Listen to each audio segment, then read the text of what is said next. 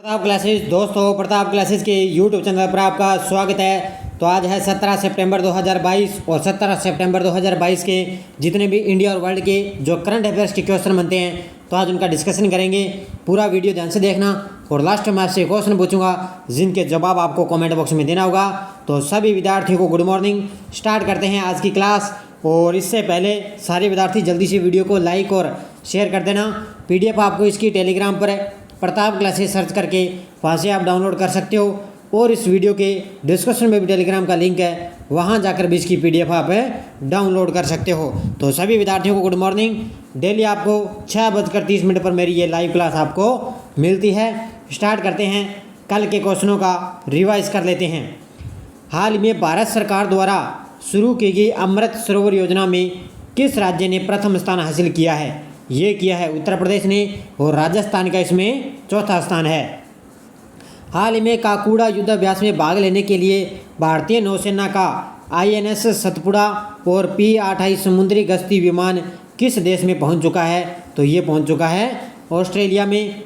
हाल में ट्विटर पर 50 million followers वाले पहले क्रिकेटर कौन बने हैं? तो ये बन चुके हैं विराट कोहली।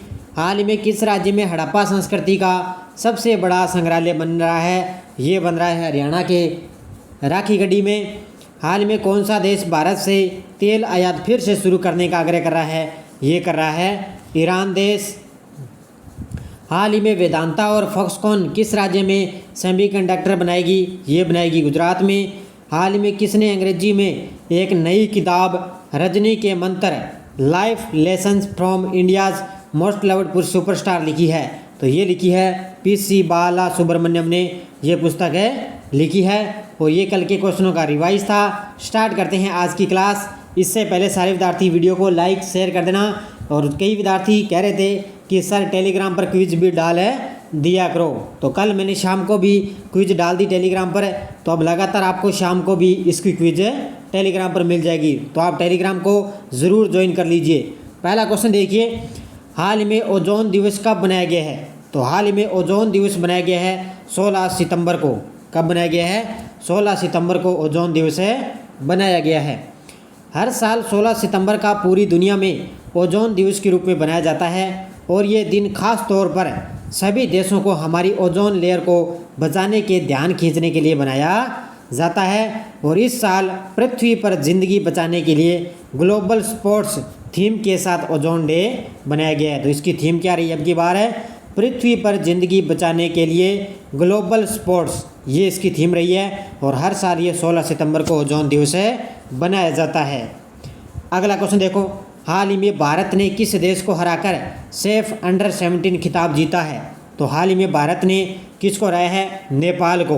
किसको हरा दिया? इसमें भारत ने नेपाल को हराकर सेफ अंडर 17 खिताब जीता है। देखो, भारत ने कोलंबो में खेले गए फाइनल में 10 खिलाड़ियों के साथ खेल रहे नेपाल को 4-0 से करारी शिकस्त देकर सेफ अंडर 17 फुटबॉल चैंपियनशिप का खिताब बरकरार रखा है। किसने? भारत ने नेपाल को हराकर। और उसके बाद में भारतीय कप्तान गुइटे को टूर्नामेंट का सबसे उपयोगी खिलाड़ी आंका गया, जबकि साहिल ने सर्वश्रेष्ठ गोलकीपर का पुरस्कार हासिल किया है। तो इस टूर्नामेंट में ध्यान रखना, भारतीय कप्तान गुइटे उसको टूर्नामेंट का सर्वश्रेष्ठ खिलाड़ी आंका गया और साहिल को सर्वश्रेष्ठ गोलकीपर का पुरस्कार दिया गया है। तो इसने भारत ने खिताब जीता है। नेक्स्ट क्वेश्चन देखो, हाल में कौन सा शहर दुनिया का पहला ऐसा शहर होगा जहां हर व्यक्ति का अपना एक डिजिटल एड्रेस होगा? यानी कि ऐसा कौन सा शहर बन चुका है जहां पर हर व्यक्ति का अपना एक डिजिटल एड्रेस होगा? और वो है इंदौर, मध्य प्रदेश। कौन सा हो जाएगा? इंदौर, मध्य प्रदेश। देखो, इंदौर दुनिया का पहला ऐसा शहर होगा जहां हर व्यक्ति का अपना एक डिजिटल एड्रेस होगा। इंदौर पूरी तरह से डिजिटल एड्रेसिंग सिस्टम लागू करके इतिहास रचेगा और ऐसा करने वाला ये भारत का पहला शहर बन जाएगा। और स्मार्ट सिटी के बाद में अब डिजिटल सिटी बनेगा इंदौर। तो इंदौर शहर क्या है? अब स्मार्ट सिटी के बाद क्या है? डिजिटल सिटी भी बनेगा इंदौर शहर। और ये जहाँ हर व्यक्ति का अपना एक डिजिटल एड्रेस होगा और ऐसा करने वाला इंदौर है जो दुनिया का पहला शहर होगा। अगला क्वेश्चन देखो, हाल ही में किस टेनिस खिलाड़ी ने संन्यास की घोषणा की है? तो ये आपको सभी को पता है। कल मैंने इसकी पिक भी डाल दी थी टेलीग्राम पर भी। किस टेनिस खिलाड़ी ने संन्यास की घोषणा की? ये की है रोजर फेडरर ने। किसने की है? रोजर फेडरर ने।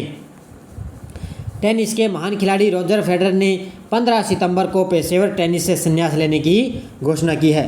15 सितंबर को पेशेवर टेनिस से संन्यास की घोषणा की।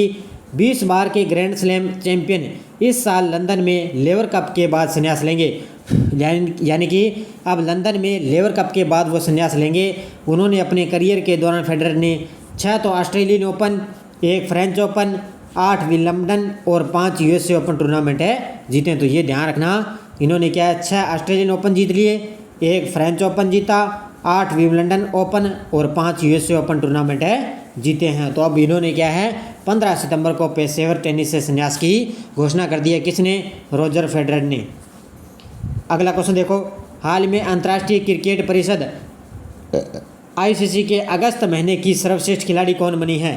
तो अगस्त महीने के सर्वश्रेष्ठ खिलाड़ी बने हैं, एक तो है मैग्रा और दूसरा है सिकंदर रजा।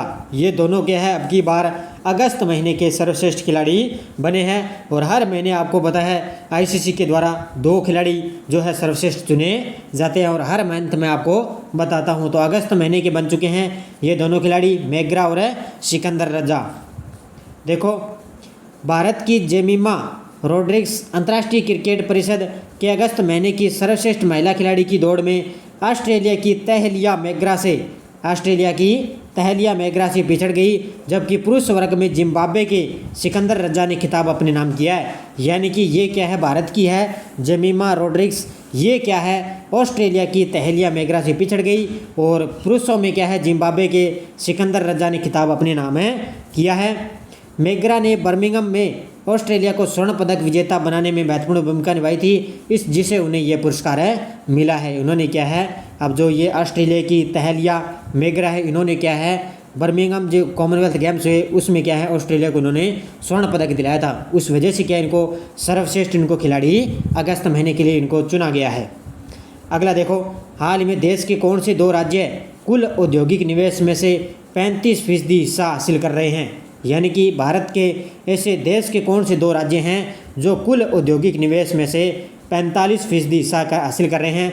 तो वो है आंध्र प्रदेश और उड़ीसा। ऐसे 2 राज्य हैं, उपरोक्त दोनों इसका राइट आंसर हो जाएगा आंध्र प्रदेश और उड़ीसा। देश में तेजी से औद्योगिक निवेश बढ़ रहा है। देश के 2 राज्य कुल औद्योगिक निवेश में से 45% हिस्सा हासिल कर रहे हैं और ये 2 राज्य उड़ीसा और आंध्र प्रदेश हैं। इंडस्ट्रियल इन्वेस्टमेंट यानी औद्योगिक निवेश के मामले में दक्षिणी राज्य आंध्र प्रदेश ने बाजी मार ली है। तो सबसे ज़्यादा भी ऐसे आपसे पूछे तो आंध्र प्रदेश है, उसके बाद में उड़ीसा का स्थान आता है इसमें। अगला देखो, हाल में कौन सी कंपनी भारत का सबसे मूल्यवान भारतीय ब्रांड बन गया है?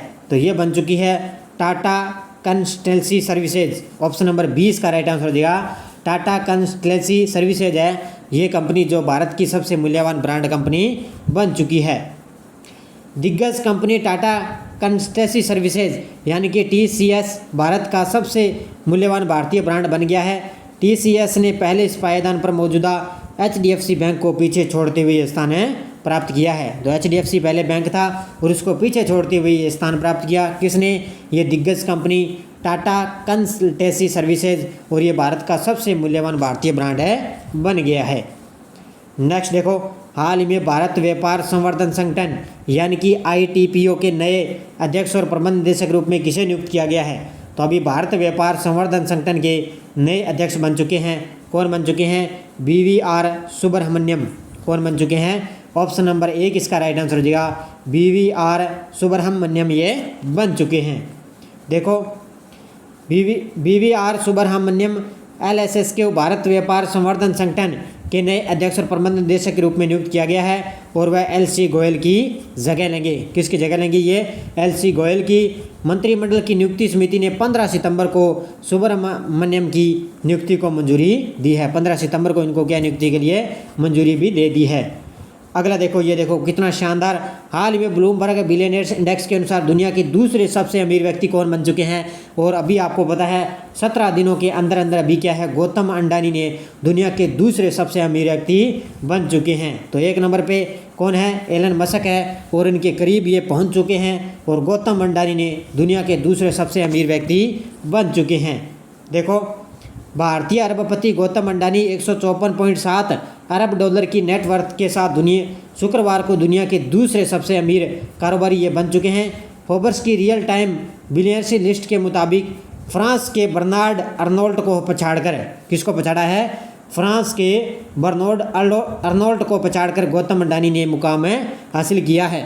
अब ध्यान रखना, 1 नंबर पे आ चुका है एलन मस्क और 2 नंबर पे आ चुका है गौतम अडानी, 3 नंबर पे ये आ चुका है, ध्यान रखना, बर्नार्ड अर्नोल्ट और 4 नंबर पे आ चुके हैं जेफ बेजोस। और मुकेश अंबानी का स्थान आपसे पूछे तो 8वां स्थान है, ध्यान रखना, कौन सा स्थान है, मुकेश अंबानी का 8वां स्थान है, ये बात अच्छी तरह से याद रखना।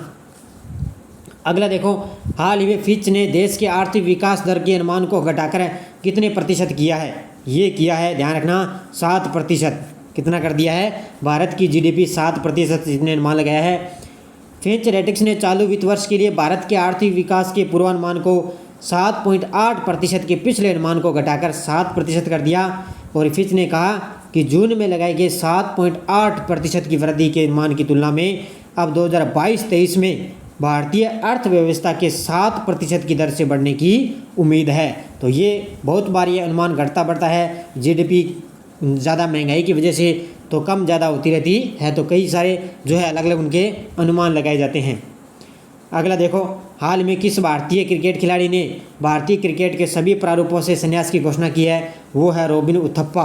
कौन है, रॉबिन उथप्पा, ये भारतीय क्रिकेट के बल्लेबाज हैं और इन्होंने भारतीय क्रिकेट के सभी प्रारूपों से संन्यास लेने की घोषणा की है।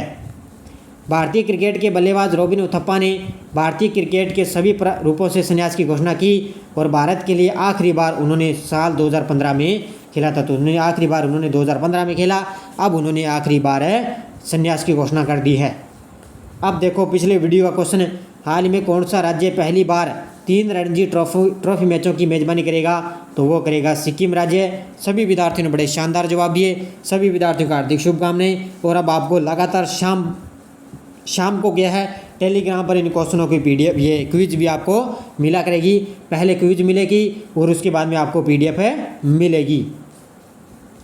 देखो क्वेश्चन फॉर यू, जिसका जवाब आपको कमेंट बॉक्स में देना है। हाल में कौन वरिष्ठ अधिवक्ता फिर से भारत के अगले अटॉर्नी जनरल होंगे, इनका जवाब आपको कमेंट बॉक्स में देना है। और अब देखो आगे यस्ट डोज क्या थी। केंद्रीय कृषि फार्म कहाँ स्थित है, सूरतगढ़ गंगानगर। एक ध्यान रखना, एक केंद्रीय कृषि फार्म है अपने जेतसर गंगानगर में। तो ध्यान रखना 2 है ये, एक केंद्रीय कृषि फार्म कहाँ पर है, सूरतगढ़ में, और एक है जेतसर में। बाजरा अनुसंधान केंद्र बाड़मेर में है। राष्ट्रीय मृदा संरक्षण केंद्र कहाँ है, उदयपुर में। और खेजड़ी वृक्ष को कन्नड़ भाषा में क्या कहते हैं, बन्ना बन्नी इनको बोला जाता है।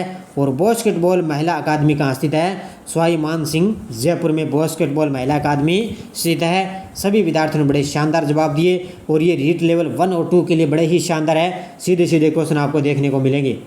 अब देखो आगे नेक्स्ट डोज, इसबगोल अनुसंधान केंद्र कहाँ स्थित है, सोयाबीन अनुसंधान केंद्र कहाँ स्थित है, शुष्क वन अनुसंधान संस्थान की स्थापना कब हुई, और केंद्रीय कृषि अनुसंधान केंद्र कहाँ स्थित है, केंद्रीय ऊनी विकास बोर्ड कहाँ स्थित है। तो आज आपको ये अनुसंधान केंद्र मिल गए और कल आपके लिए आपको क्या है, अलग से आपको और टॉपिक में से क्वेश्चन आपको दिए जाएंगे जो रीट लेवल 1 और 2 में है।